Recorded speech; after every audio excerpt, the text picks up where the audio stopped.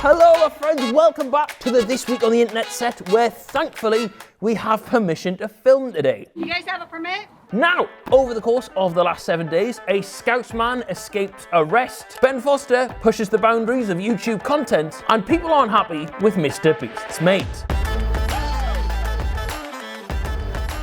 Alright, starting us off this week, Royal Mail has apologised after a manager announced an 11% pay rise for all staff, only to later reveal it was just an April Fool's Day prank. So just to add some context here, right, like Royal Mail workers have been striking recently because of pay. There's been like 5 or 6 different strikes over the course of the last 6 months. And this week, a manager at the Gloucester North Delivery Office put up this poster. We are pleased to announce an agreement has been reached. Please take note of the following points. Everyone gets an 11% pay rise, backdated to April last year, and it's going to be paid soon. And they put a bunch of other fictional staff benefits that they're not going to get. A spokesperson for Royal Mail has said the poster has now been removed and that the joke was misjudged. The manager has since apologised. To be fair to him though, he's nailed the delivery. You could say it was a first-class prank. No, sadly, they actually had to fire the guy responsible. It was his 3rd strike. Moving on, if you are from the United Kingdom, you might be familiar with the show Naked Attraction. If you're not, basically it's a show where 5 people go on to try and find a date. They take all their clothes off and they make them stand in like a booth, and the front of the booth goes up and it goes, oh, here's this person's feet, someone gets voted off, here's someone's cock, this cock's a bit chubby for me, and you get voted out, whatever, then you go on a date with someone afterwards. Channel 4 have recently announced they are remixing it. They've come up with another show that they're calling Naked Education, where, and I'm not lying when I say this, they are going to get adults to take their clothes off in front of teenagers. Hi. Hey guys. And they're about to get an eyeful. I've never seen like a full naked man before. Guys, do you want to take off your robes? Philip Schofield is said to be distraught after missing out on the opportunity to present the show.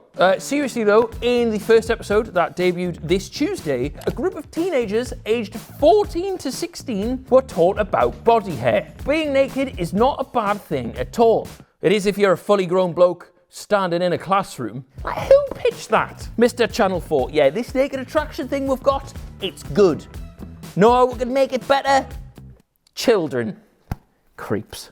Also this week, you might have seen this picture on Twitter of a bunch of Liverpool fans away at City. Lovely picture there of the Greg Six-a-Side team. Well, these lot went viral after their mate edited them to look humongous. Except for this fella, I'm assuming they just thought he was kind of weird looking enough already. They then posted this, which is the unedited photo, apparently. There has got to be a filter at work there. If that's real, there is no way that bloke's mother survived childbirth. I've heard about Liverpool fans being big-headed, but that's mental. Anyway, also this week, in horrendous news for Diary of a CEO listeners, almost all wet wipes are set to be banned in the United Kingdom. We here at Twatty Industries wish you all the best in your relocation. Oh, also, mentioning that podcast, this week we briefly overtook the Happy Sexy Millionaire, his words not mine. Thank you very much to our Spotify warriors.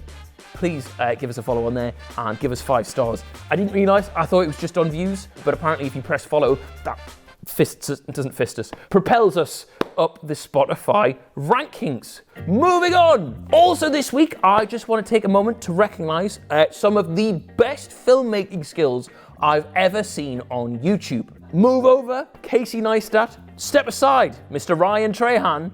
Welcome to the stage, Ben Foster. The rain will not dampen my spirits. It is as simple as that. Right, that's Brecco, by the way. Whoa! Did you say that? From a car park puddle to a bowl of beans and mash. Welcome to Wrexham, fella. Caitlyn Jenner's transition was smoother than that, Ben, and she killed a man. I also can't help but think the Wrexham nutritionist might be a little bit underqualified. Also this week in fantastic online content news. You know how Premier League players, right, on the day of a game, they'll tweet out or put an Instagram story of like a graphic being like 3 p.m, kickoff, I'm playing in this game, or like kind of like a video of them doing stepovers or whatever. Well, this week, Bournemouth player Dango Ouattara took it to new levels. Oh, yes. Graphic design. Even managed to get the time of kickoff wrong, but well done, Dango. It's the thought that counts. Moving on, according to boxing promoter Eddie Hearn, football and grandmother enthusiast Wayne Rooney is keen on scrapping Jake Paul, with Hearn claiming it's a makeable fight. But him against Jake Paul at Old Trafford, that's actually a makeable fight. Wayne is currently managing in the MLS, which does mean an exhibition fight with the YouTuber would be the highest quality sporting event he's been involved in this year. Hearn said that he'll sometimes get a text from Rooney when he's had a drink asking to fight the younger Paul brother. And judging by Wayne's current appearance here, that looks like all the time. I've written down here, the weigh-in alone could be an entertaining watch, but that feels quite nasty. Sorry, Mr. Wayne. I've got to say, I think I am backing Rooney there. That is a man who knows a thing or two about punching. Also this week, a man in the US of A has been called by his school to come and pick up his kid after accidentally packing a stout in his son's lunchbox. You see, one of these is sparkling water, and he likes for me to pack that in his lunch. One of these is not sparkling water. Although it looks like sparkling water can, it is not sparkling water. Therefore, I've got to go pick up my kid from school and try to explain this situation. At least he didn't put the wrong Coke in there too. Moving on, in very, very, very important news this week, a woman on TikTok is claiming that UberEats have charged her $20 for cancelling her order after her driver called up and told her that the chef at the restaurant had cut off his finger. I decided to order UberEats because I was craving pancakes, so I decided to get IHOP. Then the driver who picked up my order messaged me and said, hey, I arrived at the restaurant and the chef cut off his finger. So I go and I cancel the order and I get a notification from UberEats. And they say they're going to charge me a $20 cancellation fee for inconveniencing the driver in the restaurant. He definitely just wanted our pancakes all to himself. To be fair though, like amputated fingers, you'd be thinking surely they'll give you a refund for that. Not the case though.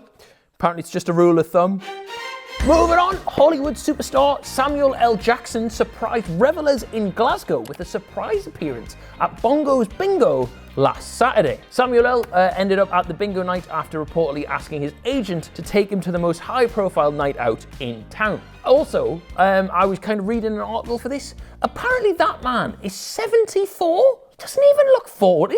Fair play, Mr. Samuel. Also, over the last 7 days, one man is so fed up with seeing potholes on UK roads, he's resorted to filling them up himself with pot noodles. It's a move that could save thousands of lives due to less people actually eating them. Now, I originally thought that this was kind of going to be like one of those TikToks you see, you know, where people like get like ramen noodles and stuff them in like a hole and like sand them and like, you know, glue them down and all that. But no, he is apparently so famous from pothole campaigning, he's actually got himself a brand deal to fill the hole with freshly cooked noodles. Mark's nickname is actually Mr. Pothole, and he says nothing fills a hole like a pot noodle. Apparently his wife also agrees, but thinks the postman might just have them pipped. Also this week, an image has captured this moment of a man involved in growing cannabis trying to evade police. This is Edmund Licker here. He's 32, of no fixed address, and he was seen just inches above a police officer looking out of a skylight. In a highly embarrassing year for police in this country, this surely is the icing on the cake. Also this week, Chris from MrBeast, you might be familiar, has been getting loads of abuse this week after revealing they're taking hormone replacement therapy. People commenting on Chris looking a lot more feminine in the recent MrBeast videos, and like thousands and thousands of tweets of just abuse have been pouring in. There goes a father figure the kid won't ever be able to look up to. Oh, fuck, mate. Like, does anyone else feel like the general consensus of the internet and the kind of general opinion has just like fallen off a cliff over the last couple of years? And I feel like the people tweeting stuff like this, like, it doesn't really care about the kid. He just wants to kind of preach his ideologies and just have a whinge and chat shit. All right, now also this week, Speed and Adin Ross seem to have fallen out. People who switched up on Adin, Kai, Speed, XT, JiDion, people stay loyal. No comment, man, no comment. All I'm gonna say is this though, bro. Industry and fakes and orders that actually like me, bro. Scandalous. Somebody then donated to Speed, and he said this. Call Adin, he misses you, stop being AL friend. Bro, I text that, bro. I text that guy, he didn't text me back, bro. Don't listen to that. He's bullshitting, bro. Super chatted $5. I can show you. I text that guy, he didn't text me back. Hopefully, my friends, they can kick their relationship back into gear and their friendship makes a speedy recovery. Also this week, it was UFC 287. Donald Trump was there, a bottle of Prime in hand, which sparked rumours that JJ and Logan are bringing out a new impeach flavour. Fuck, that's terrible. Speaking of Logan, actually, he was there too, and he had a bit of a frosty interaction with JiDion. Bro, when was the last time I seen you in the UK? Yeah, I think so. How you doing? Nice to meet you. Man, JiDion. We live on Rumble right now, Logan. You're live right now? On Rumble. Oh, man. We live. Say what's up the chat. Oh, that makes sense, bro. So there's that, before he then asked him to move. And then, would you two want to switch seats with us? Just because we don't feel like being live streamed all right. Don't be mad. Don't be mad. I just don't feel like being on camera all night. I'm not mad. You know? I'm chilling. Which, to be honest, I think is fair enough. If you're there kind of not filming, you're just with your lass or whatever, and someone's like, oh, you know, say hi to chat, It's a bit naff. Don't really blame him personally, but let me know what you lot think. But anyway, why I want to talk about the UFC is because this event had my favourite celebration of any, like, sports contest ever. So Israel Adesanya here, right, he knocked out Alex Pereira and proceeded to do Pereira's own celebration over his unconscious body. However, right, these two have fought a few times, right, and a while ago, like years ago, Pereira knocked Adesanya out. And after it, Pereira's son did this. Right, like kind of mocking Izzy for getting dropped. And the first thing he did, right, after winning, was seek out that child and do this. Oh, wow, he did.